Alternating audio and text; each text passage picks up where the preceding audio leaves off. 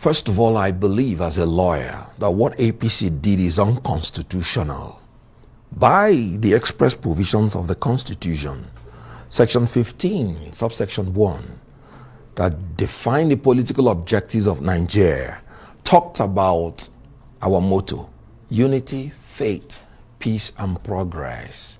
Subsection 2 said, accordingly, national integration shall be actively encouraged, whilst discrimination on the basis of place of origin, religion, ethnic, linguistic, etc. shall be prohibited. Use the word prohibited.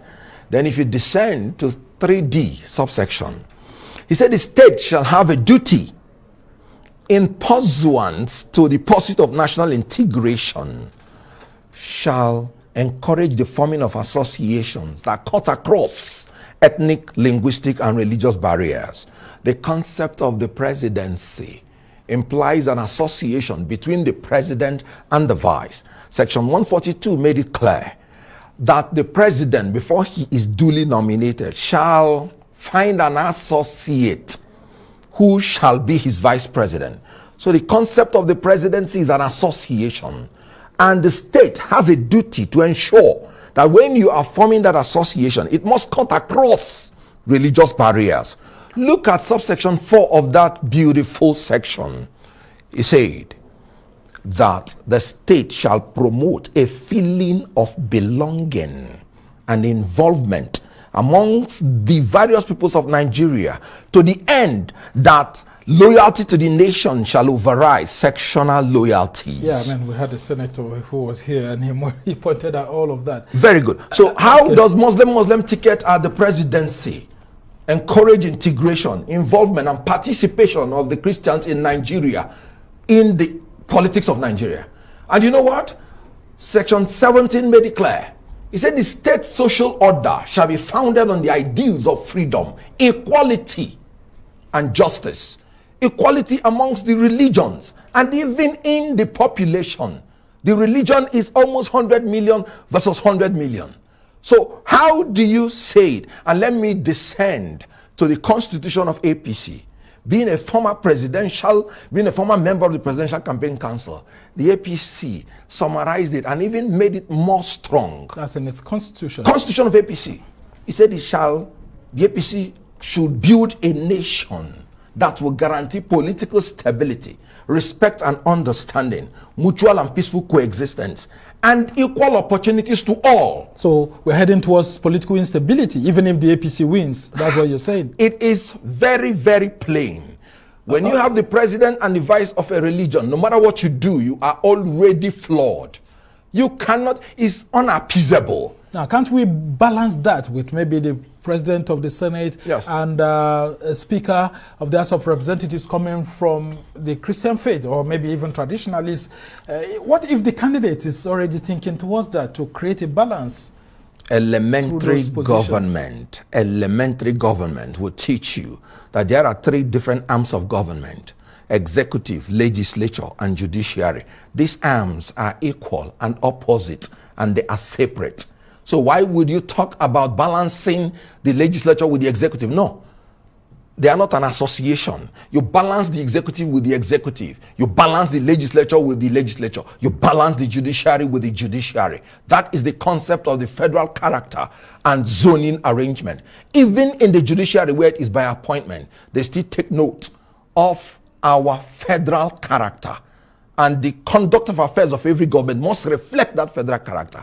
So you cannot... There was a call actually for a southern presidency. Yes. And we've got someone from the south in a very big party, in fact, the governing party.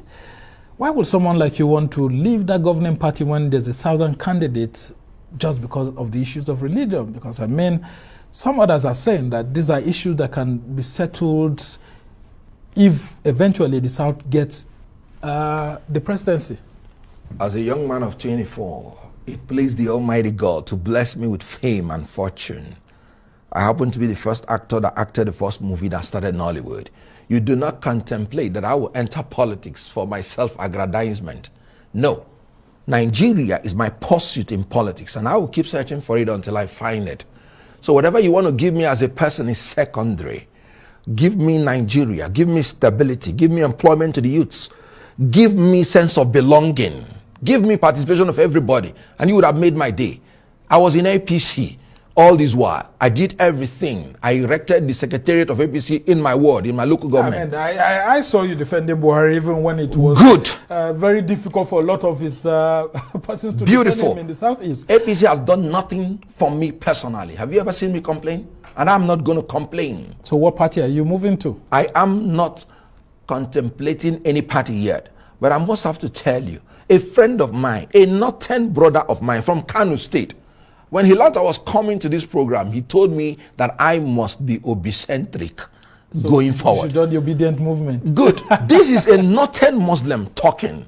Anybody that is telling you that northern Muslims will not support Christians is telling you false statement. And that is the problem with bringing octogenarians to manage your party and manage the affairs of government.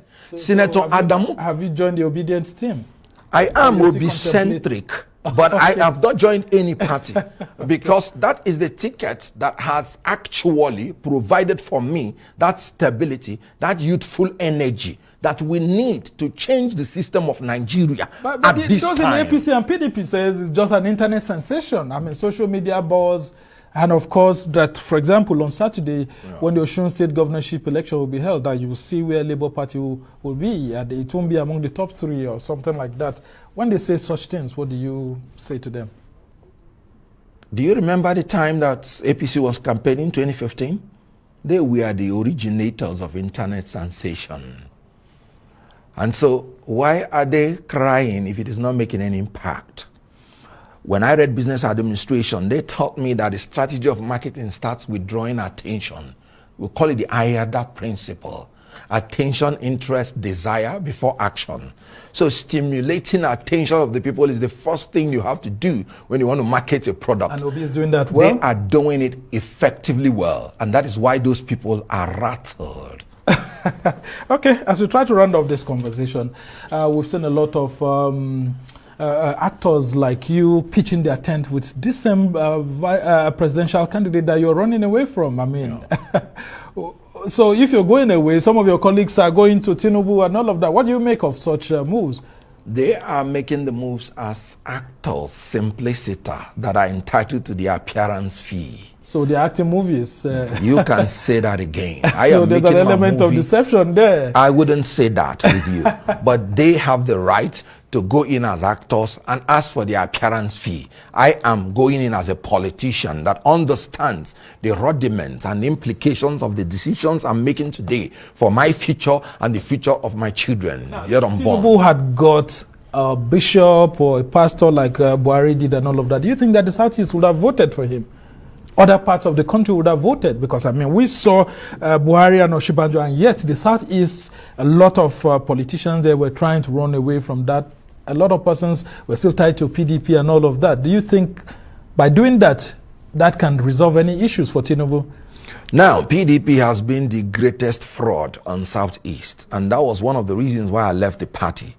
I told my people PDP was going to ruin them politically, and PDP has done just that.